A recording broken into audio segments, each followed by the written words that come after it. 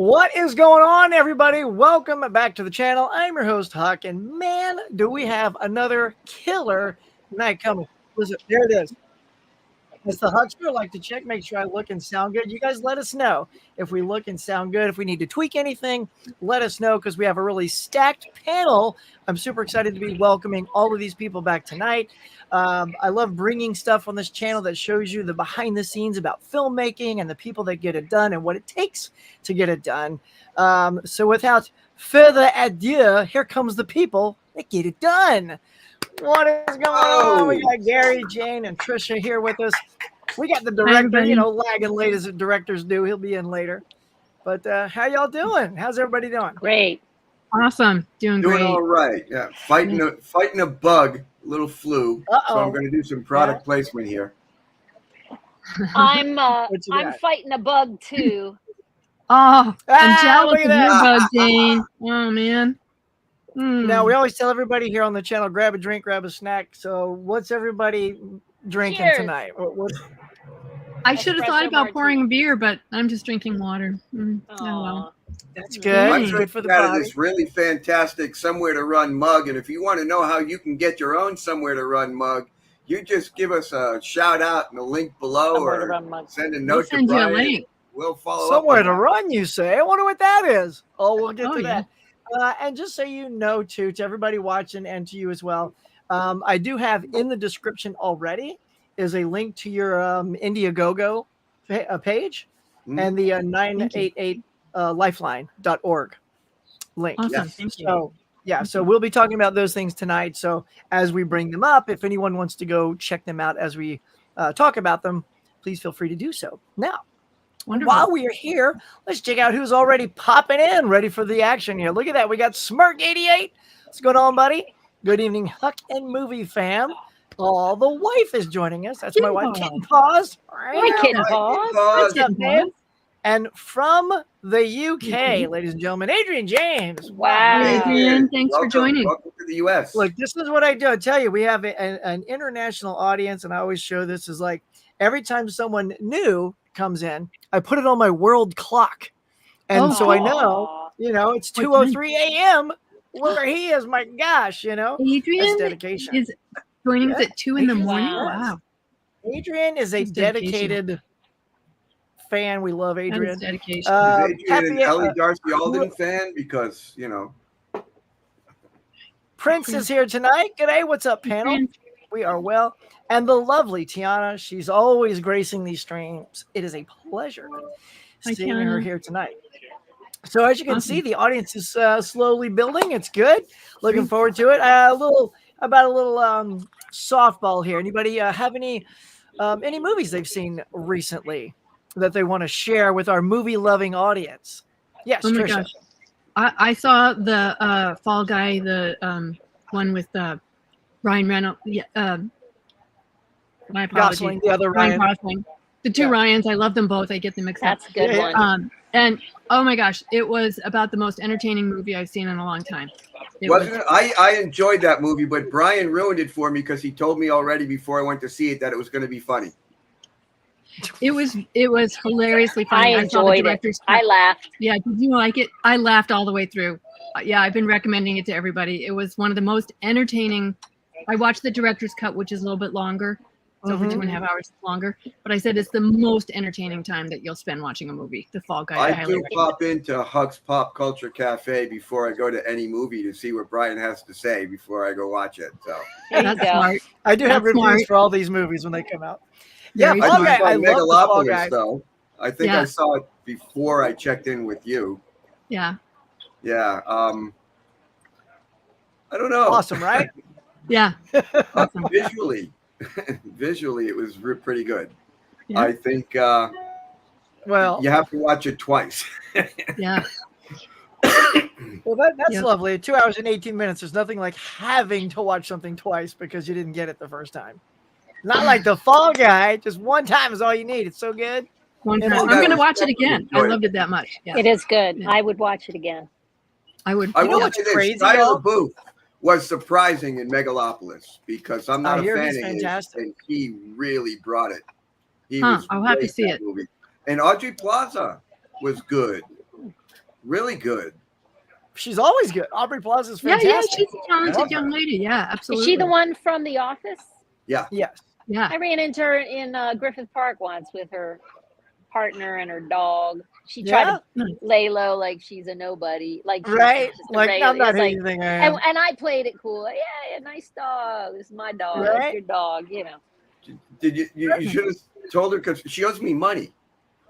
Everybody Damn. owes you money. Earlier, Farrah Fawcett owed you money. Now Aubrey Plaza owes you money. Get out of here with that. Yeah, it's funny. You know what's crazy about the Fall Guy, though, y'all, is 1 week before that came out, that's when, did you see, I'm sure it's viral. Everyone's probably seen it. The SNL skit where he was Beavis and Butthead, where he was Butthead. Oh, my God. Right? The makeup, and then Beavis comes out and he's got the gums. I mean, that thing hit like 15 million views before Fall Guy. And I was so excited because I thought, wow, you couldn't have a better viral moment for Ryan Gosling's new movie than this video. And He's it so opened talented. It opened at less than 30 million. I couldn't believe it. Wow. I thought for sure this would be amazing. like 50 million opening, 60, something like that. And it's just like, it's so he's good. amazing. Yeah. That SNL sketch was so funny. Oh yeah. Was it? Yeah. Oh my God. You got to look it up. It's brilliant. Yeah. I'll have to make sure and watch it. I'll send you the link if I can find it. I mean, it's not hard to find, but I'm sure I can find it. But yeah, it'll be worth watching. He was absolutely brilliant in Barbie. I don't know if you guys saw the Barbie movie. Barbie was so good. Wasn't that good? Yeah. I know. He was the best in Barbie. He was the best. I don't think I would have lost my mind if he won the Oscar for that. Like, I'm like, is Ken gonna win? That would be so great. But no. Yeah. All right. So thank you all for attending this meeting of the Ryan Gosling fan club. I heard he turned down Forbidden Zone 2, though. Smart move. Don't confuse the audience, Gary. We're not going there. Well, all right. Let's sort of dial in, as we are movie lovers. You are all working on a movie together. If you missed the first one, to everyone in the audience, we did a stream earlier this year, and we sort of talked to these lovely filmmakers about what it was like to get started, what they're looking forward to, and what it takes to get there. And so now we're holding them accountable and checking in to see how it's been going. So, Gary, you're right. Have a link to our video, I guess just the plea video, the little teaser video. Yeah, if you want to leave that, you can copy paste that in the comments. And then you know what? Let's just copy paste the Indiegogo page when we talk about that, and because they'll be able to see all that there. That's fine too. Yeah. Like, in fact, I'll even pop it in right now. So I know it's in the description, but that's going to be too long. Yeah. Okay. Never mind. So it's such a lot. I just tried to paste it in here, and it breaks it up into multiple because it's longer than the amount of characters. Yeah. Okay. So yeah, just use it. If you guys want to see the Indiegogo thing, just go ahead and click it. Put a second tab up next to this one.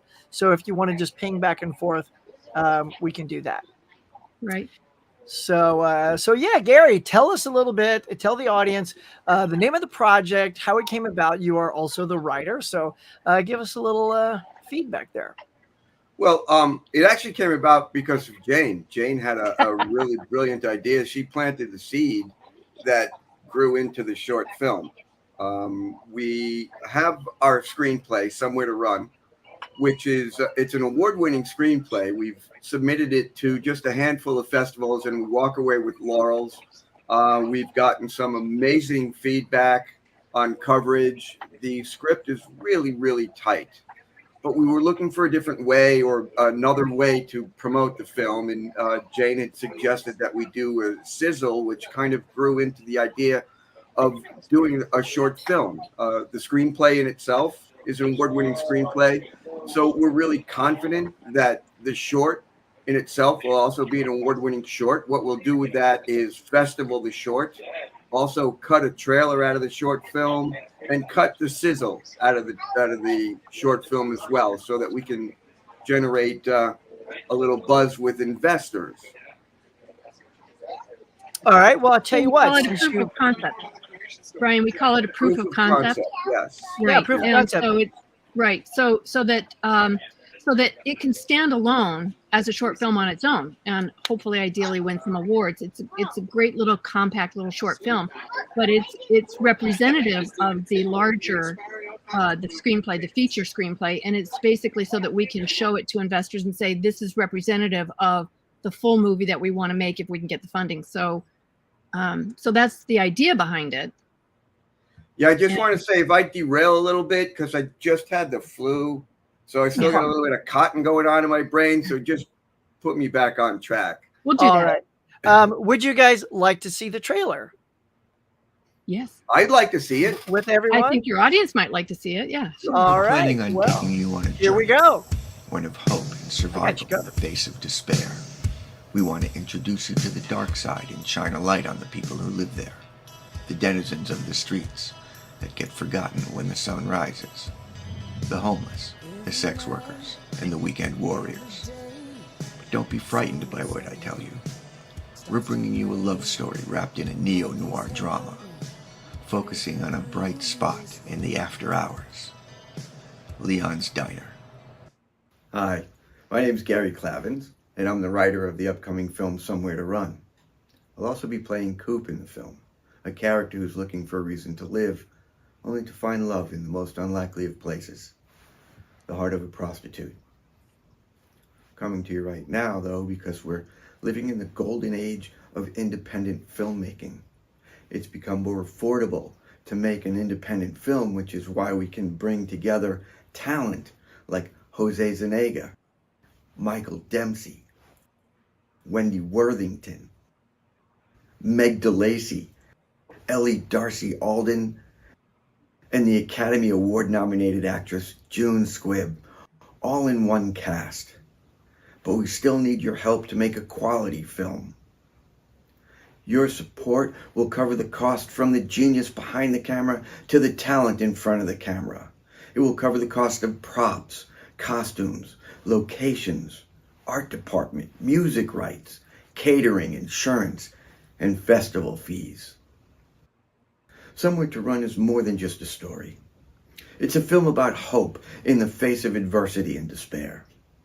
It's finding reasons to live and love. It's also a murder mystery. Nice. Your support for this film will not only help create art, may help save a life as well. Because sometimes everybody needs somewhere to run. As the lights go down on the city streets. There we go.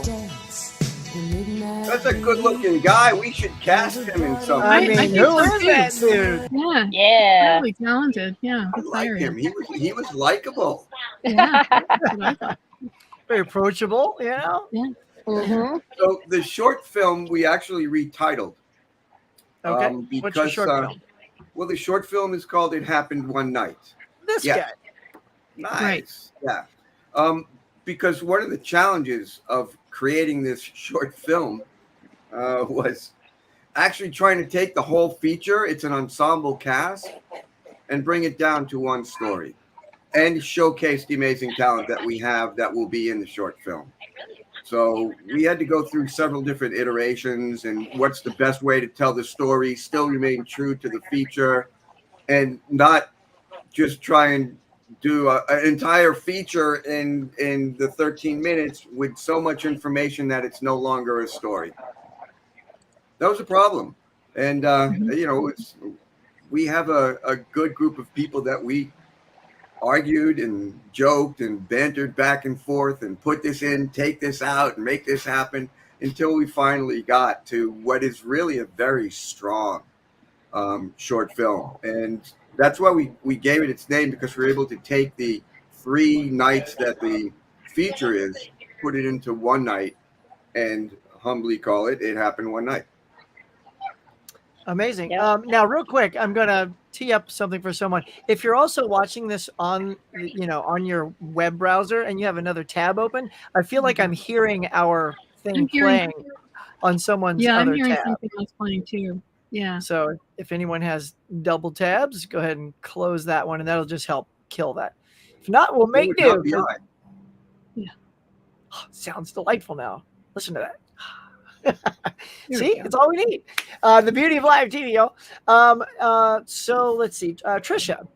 Yeah. So creating this from, you know, this short from this feature film. What are some of the challenges doing something like that?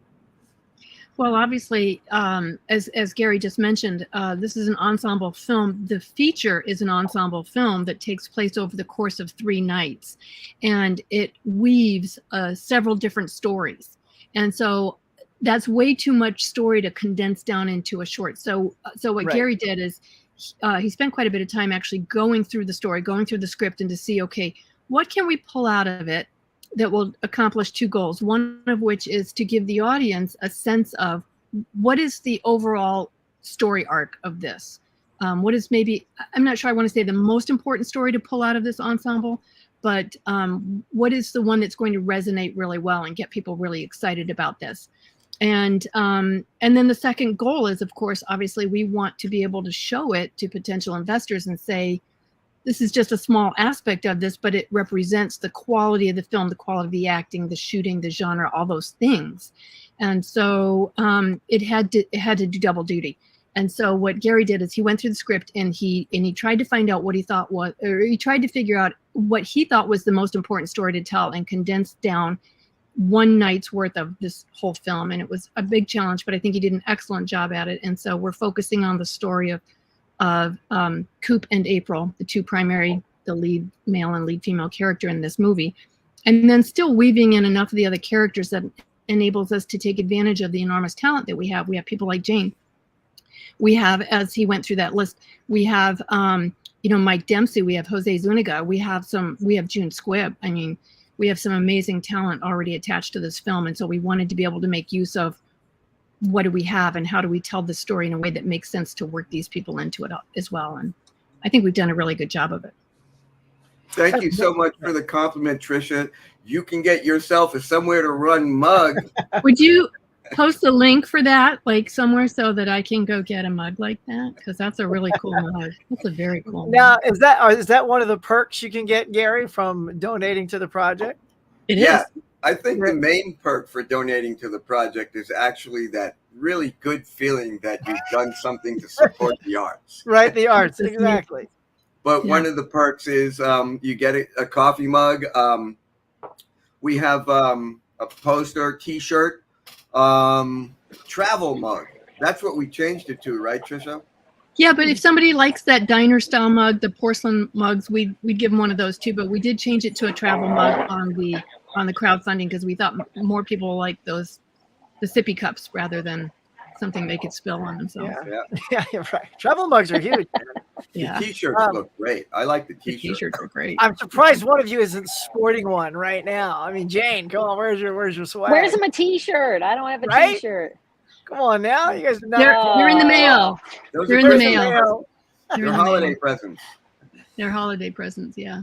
So, so Jane, as this is progressing for you, since you are an actor / producer on this, what has changed for you the more this is going on? Are you involved in the casting process? Do you I'm curious, like you pick these great actors that we talked about. And also, everybody that's watching too, if you guys got a question for our panel, feel free to tee it up, throw it in the chats, and I will bounce back to the chats in just a second to see what you guys want to ask them. But yeah, Jane, so fill us in a little bit on the acting, producer side and the other actors involved. Well, you know, I always say, and Gary, correct me if you feel otherwise.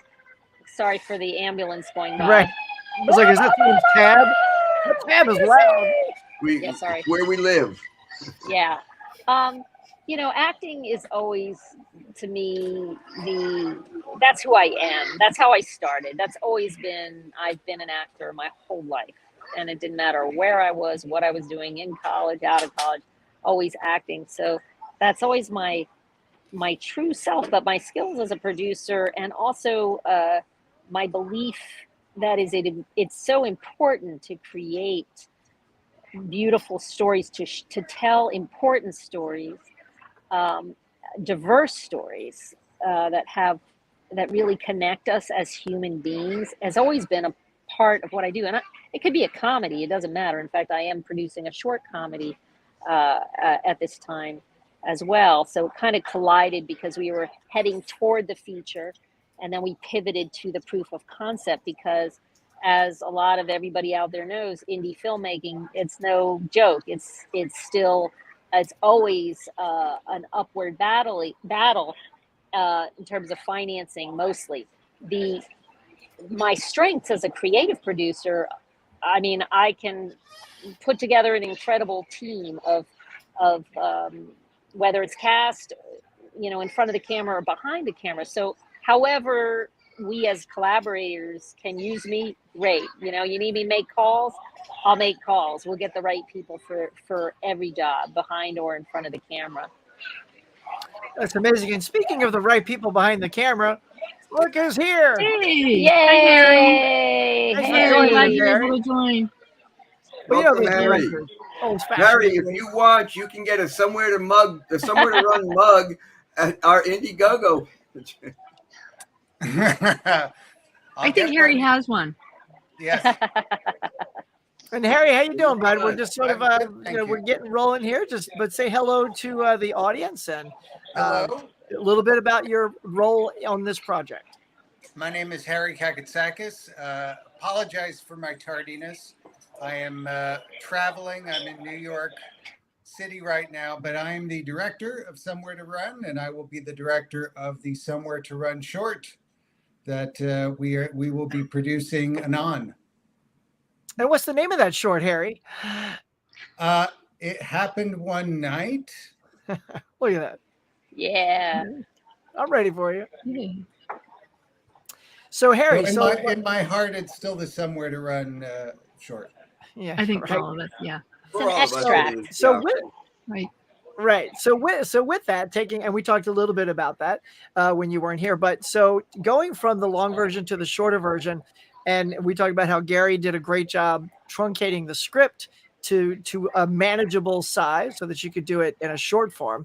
So as the director, what are your challenges putting this together? Is this something that it's going to set the tone for you for the feature? Do you feel like that tone may change once you sort of learn on set, like, oh, you know what? I like what I did there, but I want to make that better. Tee us up a little bit, Harry. What you going to do? Well, from my experience, I always know that there are two versions of every film. Right. There's the version that's in my head.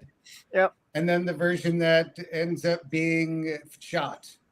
So, you never know what you're going to get. But I try and be as specific as possible with the one in my head so I can communicate that to everybody on set. And I think, mostly tone and atmosphere, style are things that are going to be really important to the short because that's what's going to translate to the feature. The noir aesthetic is really important, and to get that darkness, that atmosphere, the smokiness, the grittiness is going to be important for the short because we want people to go, aha, that's what the feature is going to look like. And then, of course, all the acting and the drama to make sure that is as good as it can possibly be. Again, because that's kind of the two sides of the coin that we're going to show everybody, the style and the substance.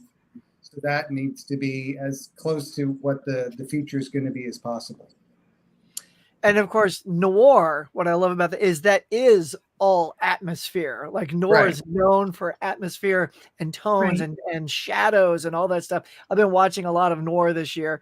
Just saw Double Indemnity for the first time. That was awesome. Classic. So good. Isn't Wow, I it can't good? believe you waited this Classic. long to see that. I do it. I tell you, well, you know what I love about, I do this thing. I'm doing this year called the 52 movie challenge, 52 week movie challenge. And every week I have a different type of film that I'm watching, and it's all different base. So it's one could be a noir film, so that's why I picked that one. One could be a horror movie, black and white. One of my favorite directors that I've never seen anything, whatever it is. And you plug it in every week, and if you commit to it, which I have, I'm at 100% now. And the goal is to make it all movies I've never seen. And it's kind of shocking how sometimes there just are big movies we all haven't seen. Some people haven't seen The Godfather. Some people haven't seen, Back to the Future. And I just rewatched The Hustler. Those poor people. Is that on your list? Paul Newman? I've seen The Hustler, so it's not on my list. It's not on your list. Oh, is that because that's one with Paul Newman? Yeah. Yes. That's I watched it back brilliant. to back with Color of Money. Color of Money is so good. That is so underrated. Do not sleep on Color of Money. Do not watch it right after you watch The Hustler, or you'll realize why it's underrated. Yeah, probably. Right.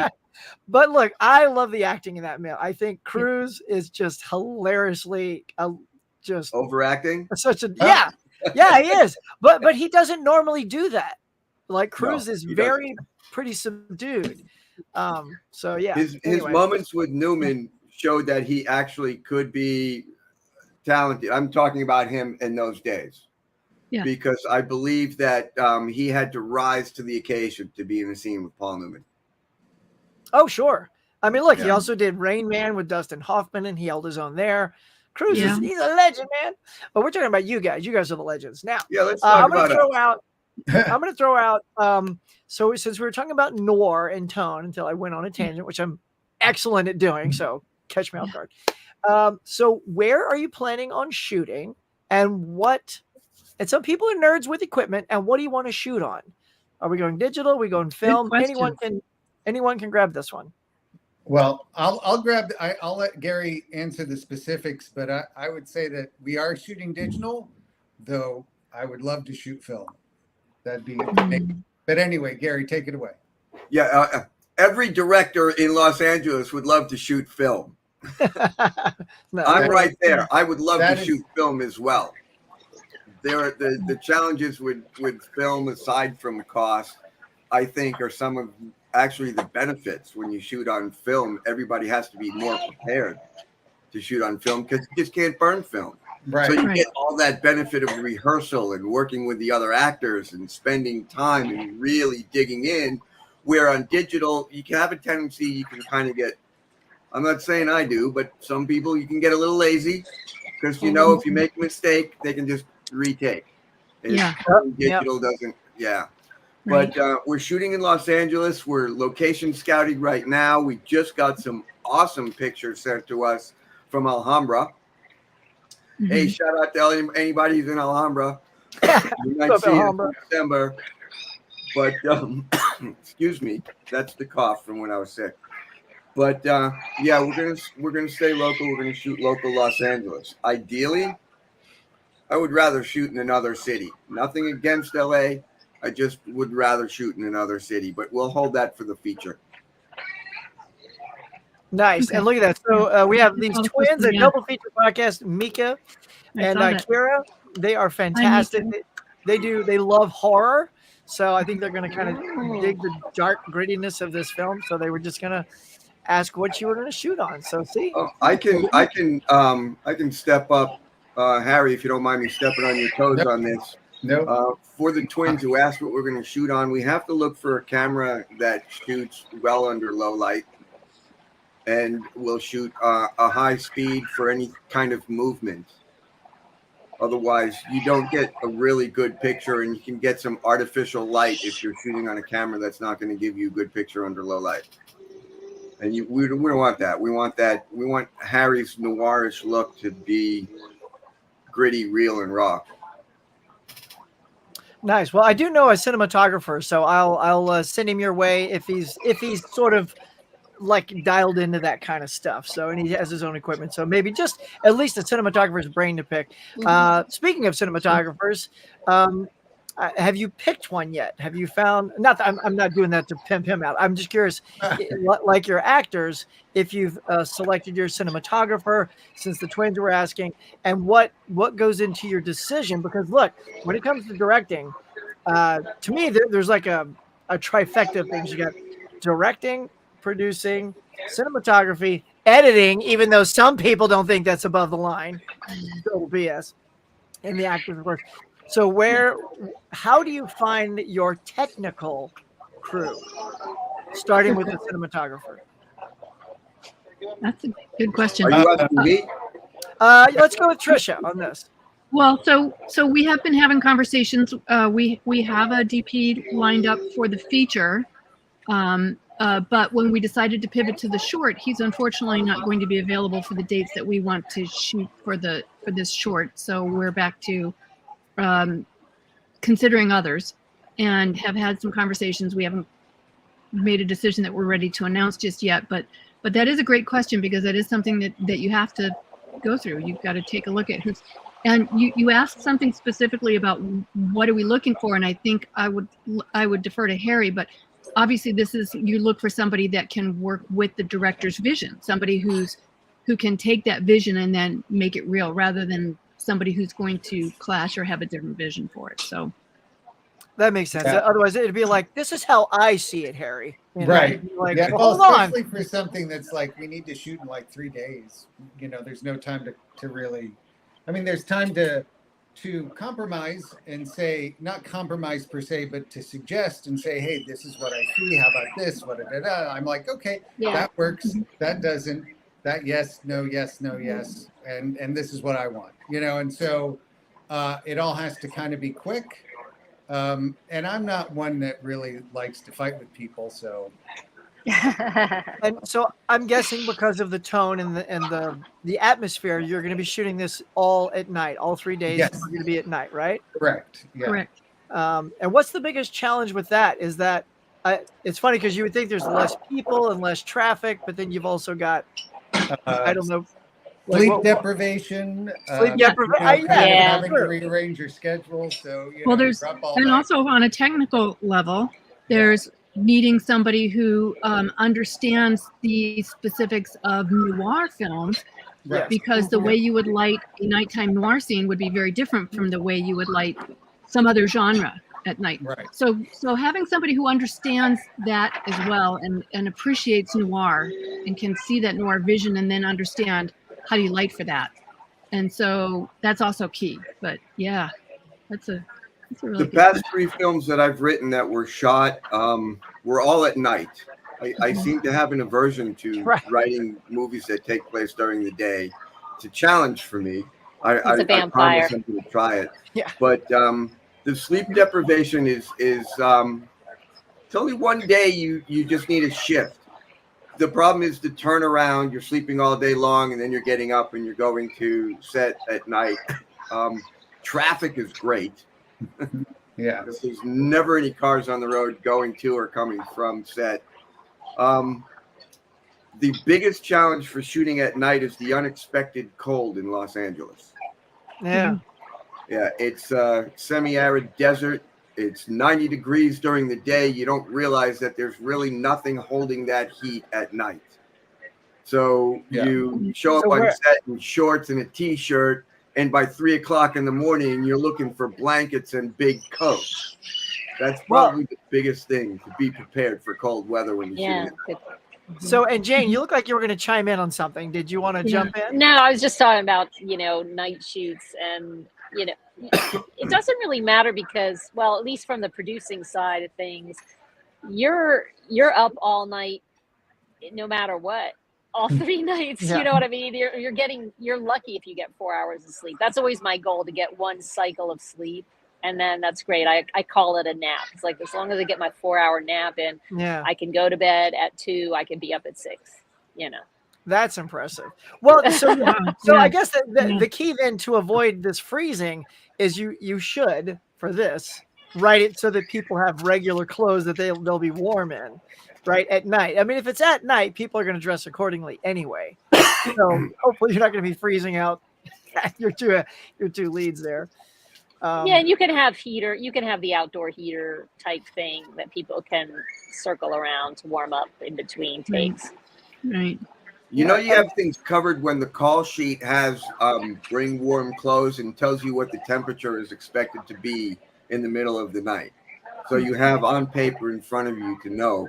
Throw this in your car before you go to set. Yeah.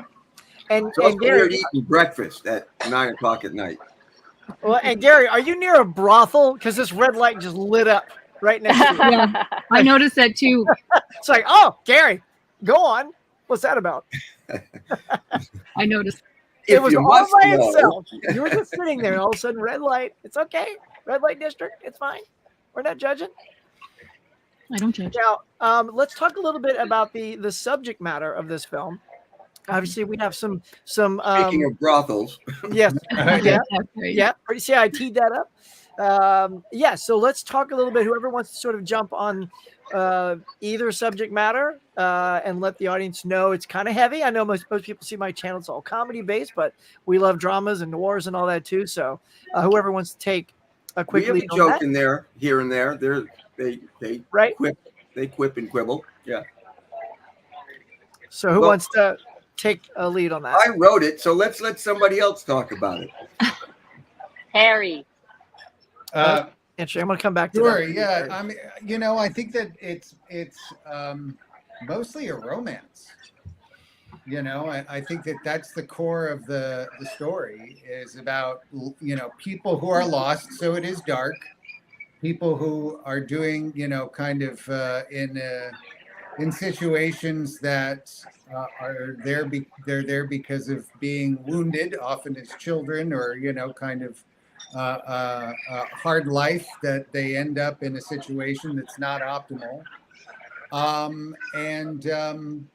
You know, they're just looking for, you know, yeah, somewhere to run, but something, someone, a connection, you know, to feel like they're loved again. And so that's the basis of the story, is two people who are very wounded, who are looking for each other and don't know it yet. That's And a great Gary? way to put it. So And there's serious. And Gary, you play one of the wounded characters, right? Yes. Coop? Yeah, probably one of the hardest characters I've ever had to play, even though I've written it. I'm sure any actor who's a writer will know, just because you've written a character doesn't mean you also know it as the actor. And there was two very difficult things that I had to do with this character of Coop. In writing Coop, I had to come up with a reason why he would kill himself. And I just want to put it out there that I feel very comfortable with myself knowing that that's not on the horizon, because no matter how hard I tried over all the years, I could never find a reason that I felt was good enough to shoot himself in the head. So that made me feel good about me. But the I character. eventually, through an enormous amount of research, where I started getting wellness checks from people. Are you okay? Talking about this a lot. Thankfully, nobody was ever looking at my browser history.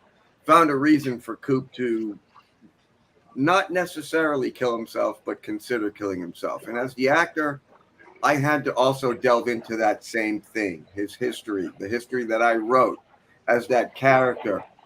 What's his I don't want to use the word motivation, but what's his reality? Why is he there? What things have happened and what brought him to this place? Those are some very difficult things to do, because he's winding up in an area of town where if he was successful, nobody would care. He's just on the outskirts of Skid Row. He's in an area where prostitutes are aging out, homeless people are living on the street, drug addicts, pimps, and a serial killer. So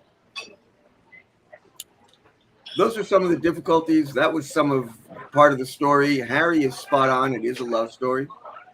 It really is. At the heart of it, at the very heart of it, it is a love story. They are all damaged characters, but they're all looking for one thing, and that is somewhere to run. Oh, he said it. Yeah. Oh, he did it. Get a You brought it mug. home. Yeah, you get it. It's also There you hopeful. I think there's an aspect of hopefulness to it in the ending and all of that too. So it's not 100% dark. Yes, Hope, it is a story of dreams. hope. Yes, hopes and dreams. Hopes and dreams. Yep. Everybody has them. Mm-hmm. Yeah. Well, I think that's what's going to be beautiful about this is it's very heavy, but you need to find those things as your end goal. Otherwise, it's just going to be a one-sided, depressing. No, nobody will want to see it. If I may, the Yeah. twins, they Yeah. asked. Yeah, just going to ask you that. So yeah. Yes, I love input from the crew. I mean, appropriate crew, but I want, when I work with people, I want them to be as creative and you know open as possible. I want their instrument as open as possible. So the bolder the choice that someone comes to me, the better. The more I'm going to respect you, the more outlandish the choice. Even if you're like, no, this is crazy. I'm like, great. I want crazy. But I also have the option to say no. Okay, now Harry, I'm gonna put you on the spot. What is Yeah. one of your favorite things that someone has recommended to you, and what is one of your least favorite recommendations someone has Oh, handed you as a God. director? Said, Harry, I gotta tell you, look right here, right now, you do this. It's gonna be awesome, and you're like, yes, or Uh, hell no. um, Good question. oh, man. I And it can't. can be something like simple, like an actor had a certain way to do a scene you didn't see, Yeah. or a cinematographer had a different angle or a shot that was better than the one you had. Well, I know. I can tell you one that the last thing I really directed was a web pilot for a show that I developed with an actor based on the works of H.P. Lovecraft. And I wanted the lead was this scientist who was discovering all of these impossible things. So I really wanted that sense of awe and like, no, this is impossible. This shouldn't be. And the my producer, the producer partner, wanted him to be kind of giddy about it and excited. And I'm like, no, I want it to be serious. I want this to feel like, this guy, he's having almost like a psychotic break because he's finding things that shouldn't exist. So that was one that I kind of said I put the kibosh on a suggestion. Yeah. I'm sure that I know that people have. I can't think of one where someone has suggested something that I've taken because I think it happens all the time. People, suggest things to me all the time, and I'm like, yeah, great, okay, let's do that. And so, it just kind of becomes part of the process. So Harry, we have to ask: are you the one that's having the party at your house right now with the screaming Somebody's having a kids? party. No, I was No? wondering who that was. I know, I hear that too. Oh, Oh. it's Jane. Hi, It was everybody. Jane. Yes, that Jane was somewhere there were kids. I want Yeah, to party there's with kids. Jane. It's at Alcove. I actually have to step. I have 10% battery, so I'm gonna have to bounce in a second, guys. But I really enjoy this experience and sharing with everybody. Well, I'm glad hang you in could there. make I it, tried to Jane. post the Yeah. link in the chat that you have going live, and it wouldn't let me do that. Trying to what? Tried to post the link. And also, if you have a charger, Jane, you're welcome to stick around. I know. Thanks. I'm at 10%, no charger.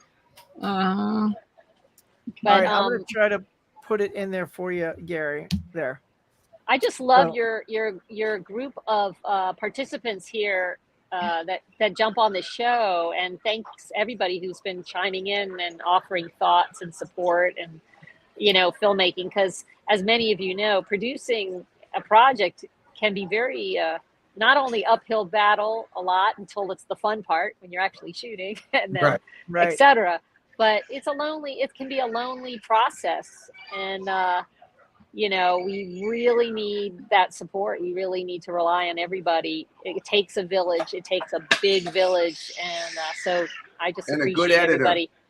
And a great editor, a lot of great people. Everybody, Yeah. the food's got to be good. If you don't have good food on set, you get a bad reputation in this town, any town.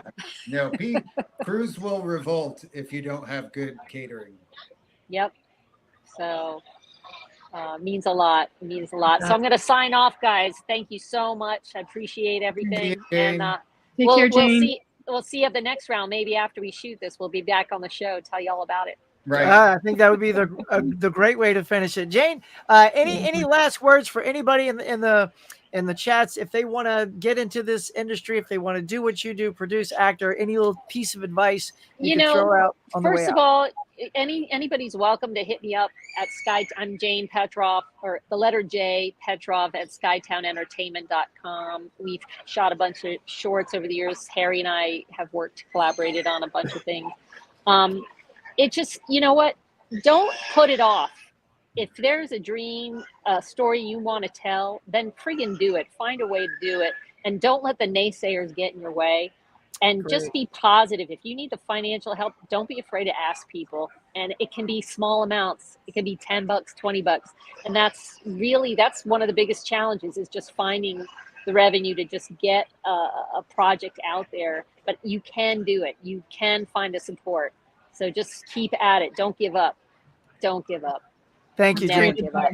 and if anybody wants to leave like any sort of contacts, Instagrams, whatever, hit me up in the email and I'll add it to this description after we're done here, so people can thank you. reach out. So Perfect. All right. Peace out, everybody. Have a good time, Jane. It's like Jane. a party. Thank you. Yeah. Thanks so much.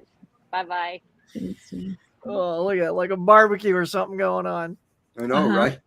That was nice. Jealous. Yeah. Jealous. So that was terrific. So yeah, I was checking out the chats here too. The twins are really dialing into what we're talking about here, which is lovely. We appreciate it. Yes. They're right. Yeah. People are saying, hey, we get a very friendly crowd. They love it when they all show up and they all start saying hi I to love each it other. too. Yeah. And we have, and Gary, you want to just talk about the 988lifeline.org that I'm we've so added? glad you brought that up.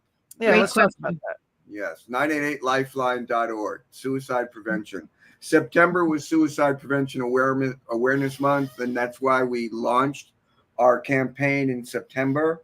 A portion of our proceeds, everything that we raised to make this film, we're sending a portion to 988 Lifeline in support of. And we've got all this great swag for you as well. So you can get a magnet that you can put on your refrigerator, 2 little stickers for 988 Lifeline. And this is really important. You can't see this on the camera, but Well, here I'll hang on. Watch this. Well, bam! Your big screen now. it's nice to have. You don't have to post it. Read it once if you want. It's the suicide warning signs for adults, because what's really important is that kind of an act does not happen through a single incident or event. It's through a series of events over time. And we can learn those warning signs. We can see them. Even if we aren't 100% sure, it never hurts to remind people, if you even think that they're thinking about it, that somebody loves them. They have a pet who relies on them. They have friends that are out there. Just call them up and say, hey, let's go out for breakfast. You'd be surprised at what breakfast can do to change a person's life by starting their day off with somebody else. So those are just some of the things I want to put out there. I don't want to make this a really dark and heavy thing, but we're supporting 988 Lifeline, and we've got that little swag thing. So those are some things that help. And it's a wonderful organization too. Definitely. Yeah, and it's not just for suicide prevention. If you go to their website, 988lifeline.org, you will see that there's a lot of other services that they supply as well. A lot of resources. Yeah, they're a great organization. Well, thank y'all for sharing that, because we know there's a lot of people out there who just sometimes wake up and that day is not looking good for them. So if somebody can be there for them, that's wonderful. That's what I try to do here on this channel too. It's just put a positive thing out there in the atmosphere, always doing some chat so we can talk to people, have sort of an inclusive community, so people have a safe place to come and talk about all the things that they love. And even if just being here, like somebody just saw what this is about and jumped on here just to kind of get a taste of it, I hope that's, makes a connection out there, even to one person. Awesome. That would matter greatly. And I do want to just make sure that people understand that our commitment to 988 Lifeline is ongoing. Whether we it isn't tied to September. So if people still want to donate to help us make this short, and we do still need some people to donate to help us make this short. We're doing pretty well on our Indiegogo. We've got a little less than 2 weeks left. I think we're down to maybe even less than 10 days now, and we still have some to raise. But it didn't have to be donated in September for us to do this donation to 988 Lifeline. We're going to do that. When we get around to making the feature, assuming that we get that financing, we're still going to be donating to 988 Lifeline because of the fact that this film that we're making deals with such a subject matter, you know, depression and suicide. We're committed to supporting that organization whenever we raise the funds, whenever we make the film. So I just posted a link again, Brian. If you go to our website, beyondreasonproductions.com/somewhere to run, you'll see that our commitment is ongoing, and you'll also be able to support us through that, which will also support 988 Lifeline. Okay, great. And again, any other emails or web addresses or anything you want me to add to the description of this particular one, anyone here, Harry, Trisha, Gary, and Jane, if she wants to pop some stuff on there, we will totally add them in here for people. Just click on and have a field day. Because I think you just have to okay it. It's again, where do you put it in the chat? It didn't go through. Right. Well, chat, yeah, I don't know why your Private chat's chat. not going through. it says private chat, but I don't know what that means. So Well, a private chat is just like if you need to tell me something like off. Oh no, I put it into the live. Yeah, I'm looking. I definitely don't see it. Put it in the private chat, and I'll see if I can copy and paste it myself. Sure, I'll put it there right now. All right. There you go. And thank you, twins. They said they're going to share it on their socials. There it is. I see it. Thank you. On a positive note, for the cost of a cup of coffee, there you go, right there. You can help make a movie. Exactly. How's that, Gary? Thank you to the twins. We appreciate your help. And you can get a mug. Mug. You can't go. Look, morning mug. We're all about mugs over here. We're all about the morning mug. Yes. All right. So let's. I want to bring it back a little bit to the process. I know a lot of Hollywood is changing and how they do things. Harry, and how you like set up your crew. Trisha, your producer. Gary, you as well. So, and we talked a little bit about getting your cinematographer, but from there, I mean, it goes. I directed a film also in the 90s, and that was a huge thing. Like, we started with the cinematographer, and then he picked the gaffer, and then he picked a grip, and then we found a makeup person, you know, and it was all through. I don't even know what like how we did it back in the day. Like, it certainly wasn't the internet. So as the chain goes down, what is going to be your process? And acting included, the actors, are you doing taped submissions, or are the three of you trying to meet somewhere? Well, you're not in the same location, but do you try to go to a casting office and maybe set up a laptop so Trisha could see it live? Are you doing that anymore, or is casting all done through tape? I say tape because I'm an old guy. You know what I mean? I'm not really happy with the way things have changed in casting, but I'm old fashioned. I like to sit in a room. I like to see an actor's performance. I like to see if they're directable. I just received, by the way, Harry, I just received a tape from somebody who wanted to submit for the role of Ryan. Okay. And I know the actor. Yes. Very capable. Okay. I would like to have directed his performance to see something different. And it's frustrating when you get the tape, you can't do that. Right. You have to either dismiss that tape immediately or put it off to the side as a maybe and eventually bring them in. Right, exactly. Yeah. Right.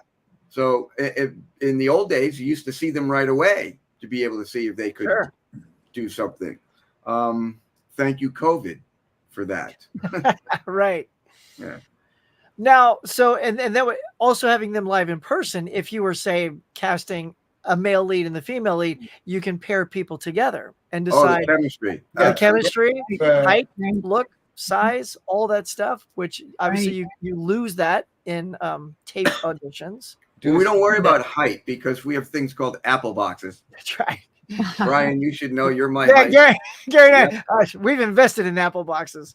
Now, for anybody Harry, who doesn't know, apple boxes come in a quarter, 3/4, full apple box, or half apple box, and it's pretty much like a platform that short actors like myself and Tom Cruise stand on, so we could be the same height as our wonderful leading ladies. Right. It's all movie magic. Yeah.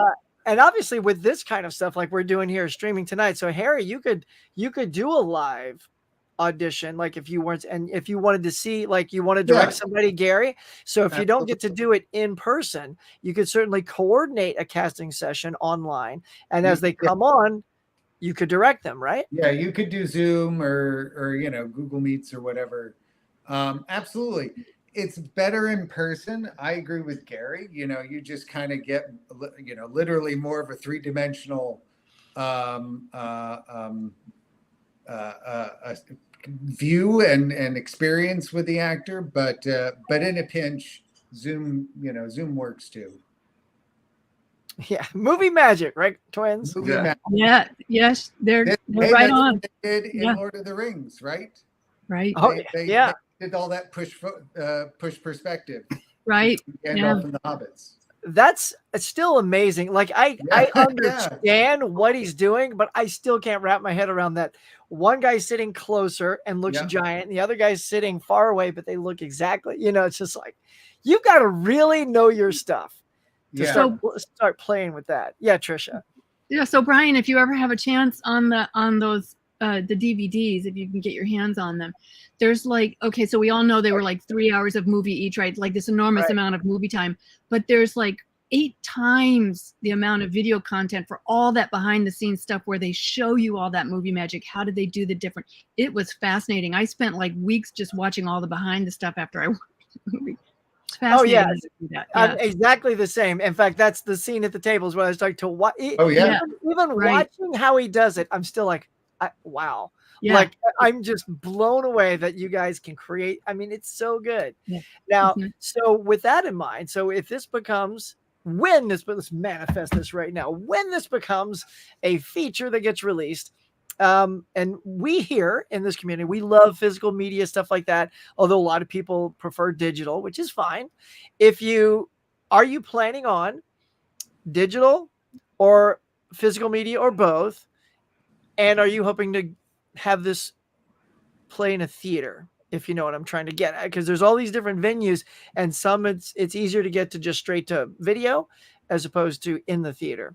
What are you shooting for? And if you get to physical media, are you going to do some behind the scenes stuff like Gandalf? That's actually a really good question, because we have to know exactly who we are and what we're making and who our audience is. And where you're headed. If I'm going by the statistics that I see every time I go online to see who's looking at what we're doing, we've got a pretty good audience in the the main movie going audience, but we're still an independent film.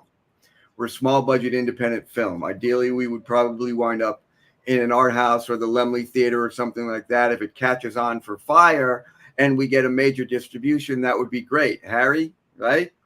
Yeah, exactly.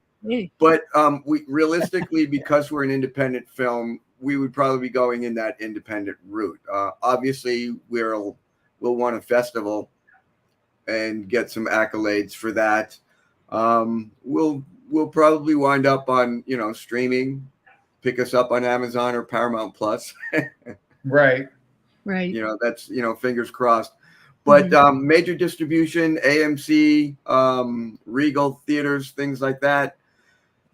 That's a possibility, but I think the probability is more of the Laemmle and other art houses. Mm-hmm. Yeah, or limited distribution. One of our actors, June Squibb, just had a film, Thelma, come out, and it's kind of was the textbook example of what an independent film distribution wants to be. The film was made probably around the same budget we would be. They went into festivals, they got distribution, and it was released, a limited release, but it was enough of a release to make enough money to give them a solid profit. Tell us the title. It was a great movie. I just said, didn't I say Thelma? Thelma. Yeah. I didn't hear you say Thelma. Oh, did. you? Yes. Yeah. It's Thelma. It's it's really a fun movie. It's a lot of fun.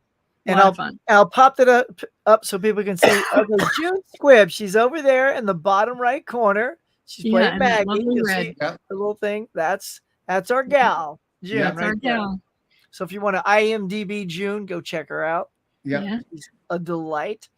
So you know, now that we're talking about June, tell us how you managed to get June. Did she just audition like regular the Yes. past, Built or me out did of you go? prison Did one you go day, after and June? She it was. auditioned. We got into a Yes. car You accident. don't audition June. Look at June this just guy. decides if she's going to do your project or not.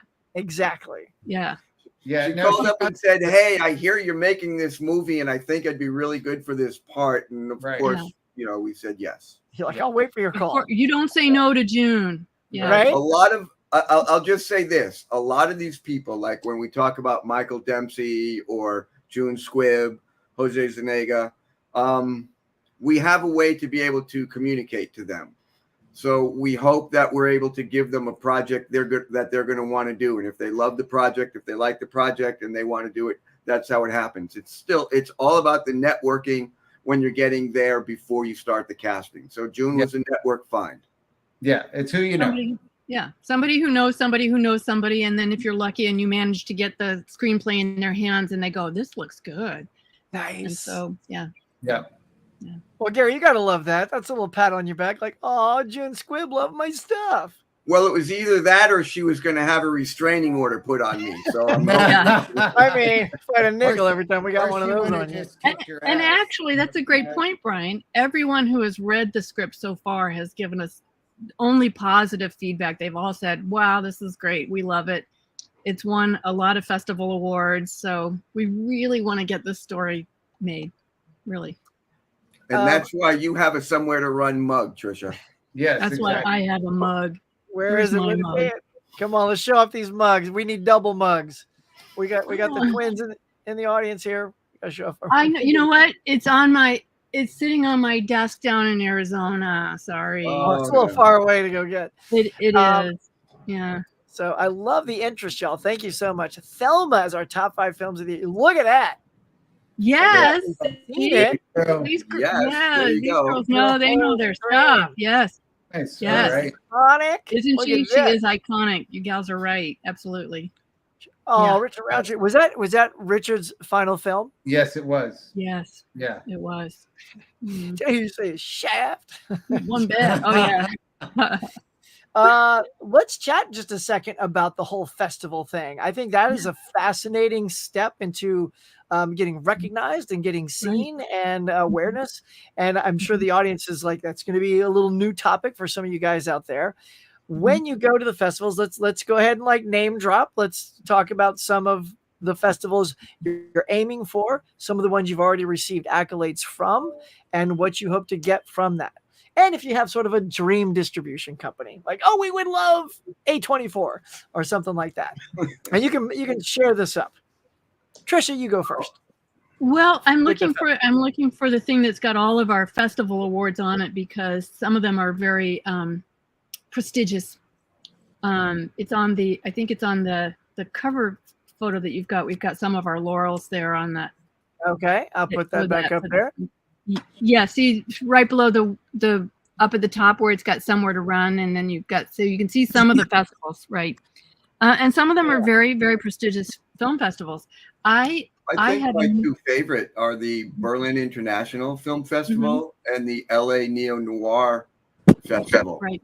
Those are my 2 favorite. They're not necessarily, Berlin's prestigious, the LA Neo Noir not necessarily a big prestigious festival, but it's genre related, so that's why it's one of my favorites. Yeah, I didn't mean that's to cut all you they off. do. I'm sorry, Neo noir. No, that's fine. That's exactly. It's a great point, because that's all they accept is the neo noir films, and so for us to win a laurel in that category is actually, I think, more important than some of the other film festivals that we submit to. But so I have a great deal of respect and admiration for the people that run those, because in our case it's a screenplay. We sent them the screenplay to read. So rather than sitting and watching a film, they actually had to sit down and read ours and read all the way through it. And they said, this is a worthwhile. If you have any New Yorkers out there, we did win the New York Script Awards. Here's a closer shot. So at the top right, you see the New York Script Awards. That's fantastic. Right, New York Script Awards. So we're international. Cambridge, Oxford, Berlin. Mm-hmm.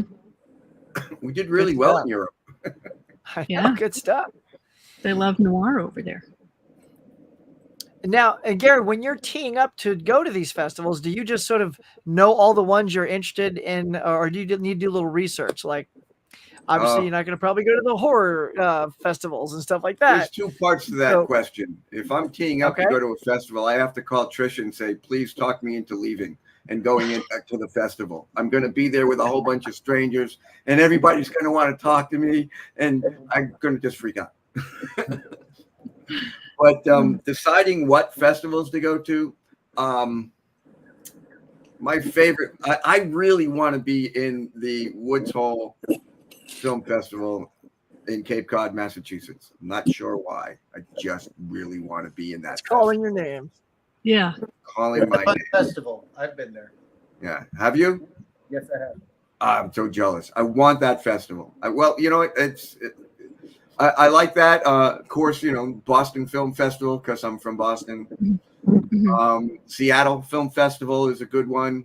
I'm trying to stay away from the major ones, of course, that everybody's going to want to mention. You know, I'm thinking of the ones that on a certain level I would want to get into. San Francisco. But I will say that we probably do want to apply to the major ones because that's where we're going to get the best chance of distribution. No like doubt. Sundance. He just asked, you know, Sundance, what's on your list. So, yeah, the big ones, of course. Yeah, well, of course, but I think not all of them accept screenplays as an entry. I think a lot of them you have to have a completed film to enter, and so. I'm just thinking when I'm thinking of them in the terms of the feature. Yeah, that's what I'm thinking of too. But yeah, so. Go ahead, Harry. You were going to chime in on something. Oh no, just that you know, being in the major film festivals, you know, I'm like, yeah, we're going to be good enough. So that it's always smart to at least apply to put that money aside, because if you get into one of the majors, then you know, yeah, you're in a much better position to get distribution.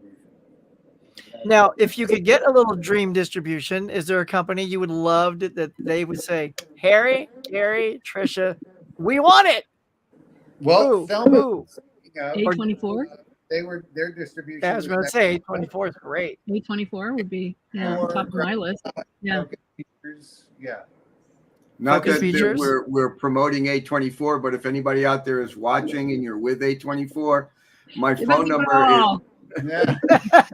Yeah, there'll be a link below. Yeah. Now, we'll send you a mug. Have Cheetah Will View says, are festivals a love-hate relationship with filmmakers? I think that's a great question. In a word, for me, yes.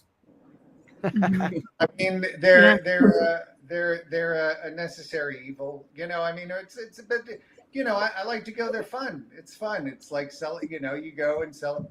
You know, pimp your show, and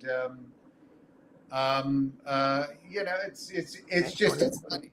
That's the big. I think that's the hate part, is that you spend a lot of money applying your film, but once you get in, it's, you know, it should be just a, you know, a big party.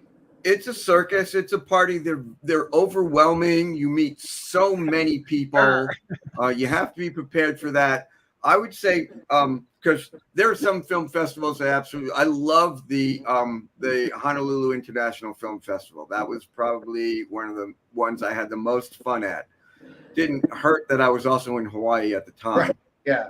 But there's one question whenever doing a Q&A that always just bothers the heck out of me. Okay, what is it? Sitting on stage, you've got the actors, the director, and the writer, and an audience member says to the director, how did you come up with the idea for this film? Because nobody thinks of the writer at a film festival. Well, hey, Gary, if someone asked me that, you know what I'd do? I'd say I didn't. Talk to Gary. Yeah. Yes. I've been there. I've been there with other directors who've done that as well. But the question always comes up, and I'm like, yeah, it is funny. Yeah, it's funny. You would think around enough like-minded professionals, they know the deal. Well, I did not ask that. Like sometimes the audience, like for example, you have obviously a clearly well-educated audience here. These your people know their stuff, right? They understand this. But a lot of times the people who go to these film festivals, they have no relationship to the business at all. They're just simply there to enjoy some good films, and normally they're a good deal for the audience. You get to see a whole bunch of films for like one price, so it's a great deal for audience members.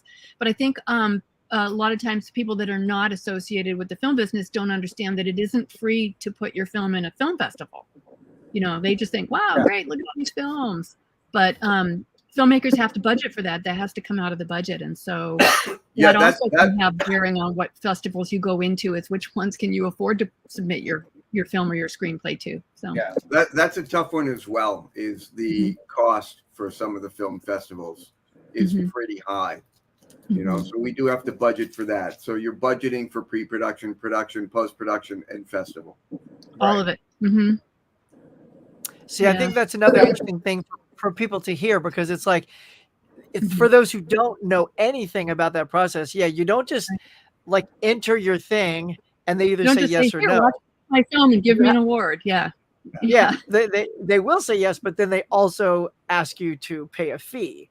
Right. So first let's explain to them, and anyone can take this. So you submit the film, they watch the film, they say if they like the film, then they offer you a spot that you have to pay for. Would that be a good step-by-step? You have to pay to submit the film. Right. Oh, you pay just to submit the film.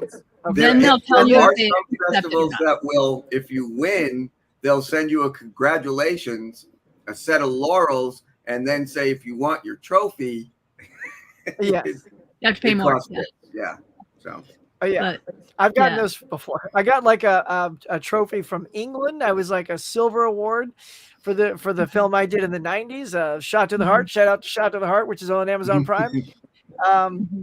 We went through the whole thing with that as well, and so I have the piece of paper that says I'm the award winner, but I have to pay $150 to own that trophy.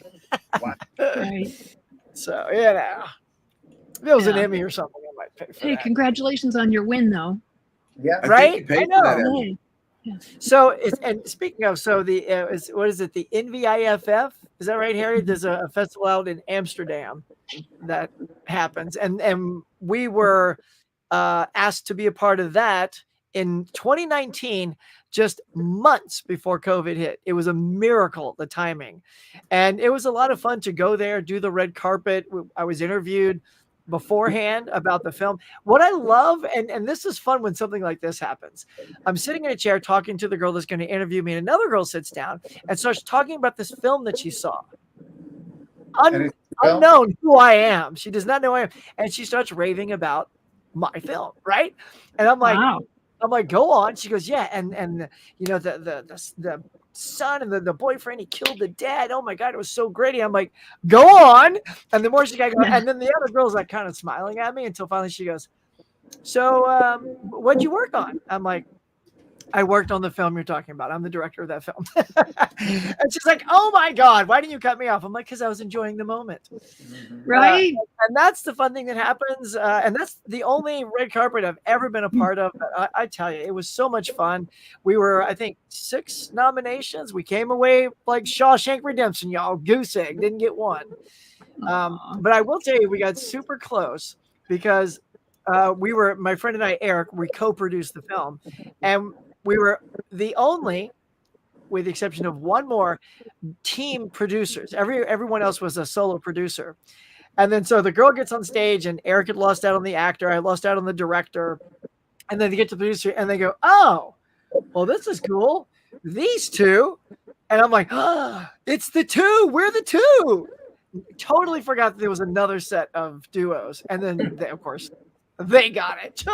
The nerve. Aww. So, but it's still, yeah, it is, but it was still like kind of cool, and just to be a part of all but that. For a little while, you're also famous, right? You're rubbing elbows with people that are definitely recognizable names, even though, Gary Clavins isn't recognizable. He's standing next to Patrick Warburton having his picture taken, and he's up here, and I'm way down here, and they're like, what's that little guy standing next to you? Yeah.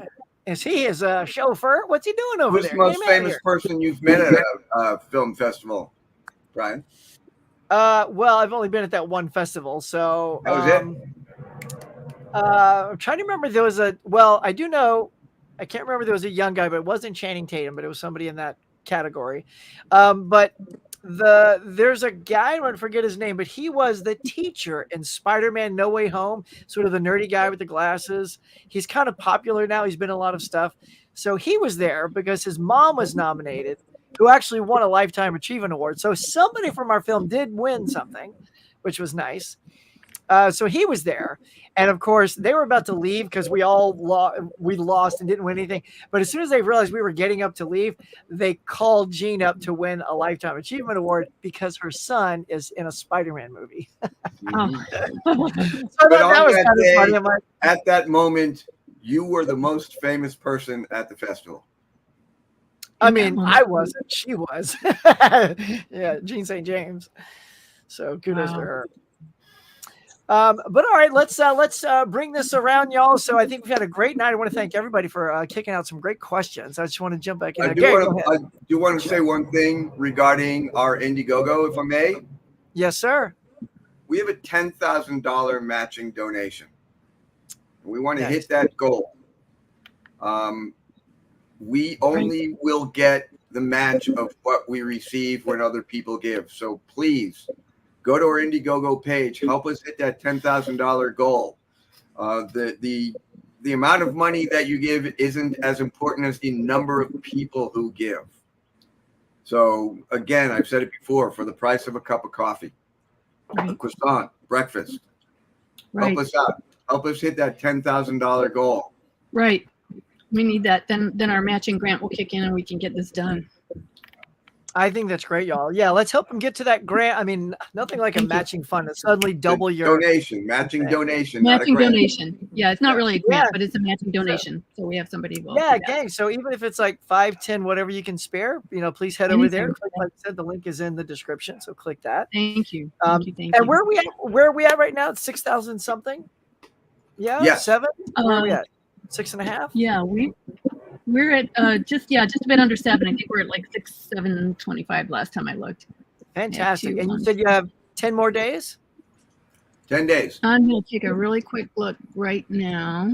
Okay. And say, Harry, well, while Trisha's looking, what you got for us, man? What's coming up for you while you're waiting for all these ducks to come in a row? Or is this what's coming up? No, I'm actually I just finished. I live in San Diego. So I just finished doing the San Diego 48-hour film project, and I am doing the extra day version called the 4 Points Film Project in November. And so I'm anybody in San Diego who crews film, let me know. I'll share my information. But we are looking for a couple of people. It was great. I've had a really fantastic time working with the film industry in San Diego, and I'm looking forward to doing that next month. So Harry, when they show those, so everyone brings how many would you say are part of that project? Is it dozens? Yeah, it's dozens. It was like 4 groups. They split it into 4 groups, and you're given a couple of genres that you can use, a line of dialogue, a prop, and a character. Oh, that's awesome. I love it. And so it was I think 48 films or somewhere in there, like 2 or 3 dozen films, and it's a competition. So the films get nominated for director, actor, editor, everything that you can think of, and so they have a screening night, and then about a month later they have an awards night. We didn't win anything, nor did we get nominated, which was very disappointing. But yeah. So with that, so since it's there. Sort of like how Comic-Con, they have their panels and they're on. You'll see those panels on YouTube or something. Is there a way that we, like an audience outside of this festival, can we see those things, or is that sort of like private and no one will get to see those? Because I think it'd be fun to see those. Yeah, I haven't posted the film that we made or I made this last time, but I think that if you go to the 48 Hour Film Project website, you can see some of the winners. Oh, okay, and they'll show their winning pieces. I believe so. All right. Well, if you want to share that link with me, I'll add it to the thing as well. Okay. Trisha, did you find that thing you were looking for?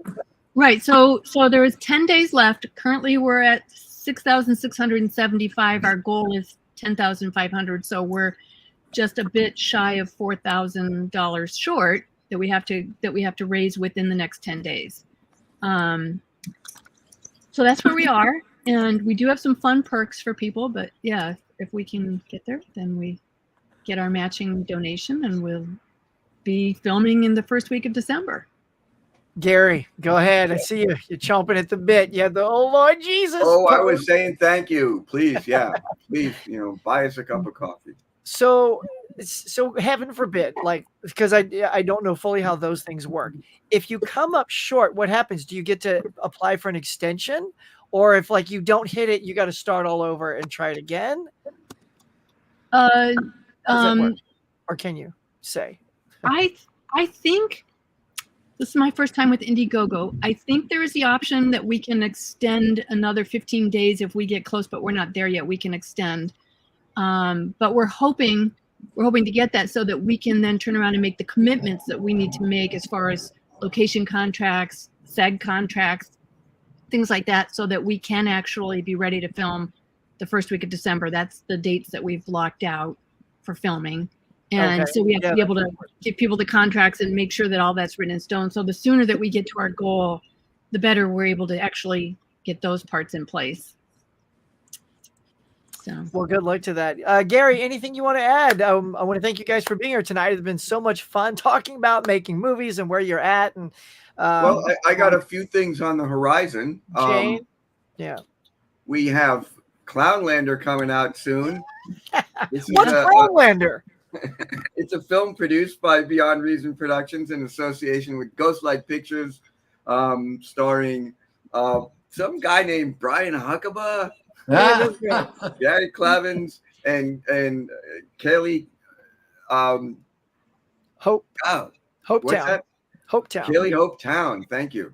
Hope Kaylee. I don't know. I didn't know if she had the hope in there or not. I think she might have dropped it. Kaylee. Oh yeah.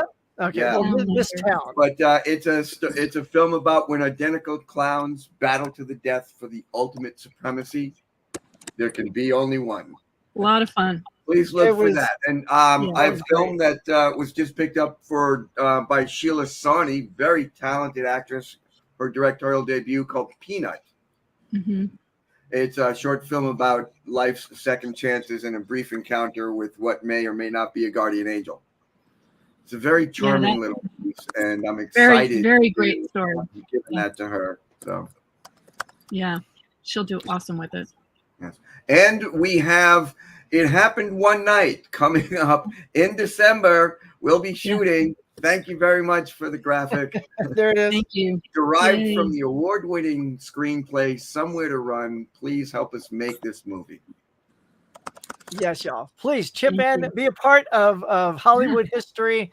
And once we see where this goes, we'll have you back after the fact. And I'm telling you, that'll be quite the story about how we went from here to there. And I think that's going to be super exciting. And we'll have lots of behind the scenes stuff to bring and to share with your audience after we do that. We love behind the scenes, man. That's going to be fantastic. Well, y'all, thank you again for being here tonight. Thank you to the audience for you guys chiming in, having all these great communications with our panelists here. It's a lot of fun. Yes. Thank you, audience.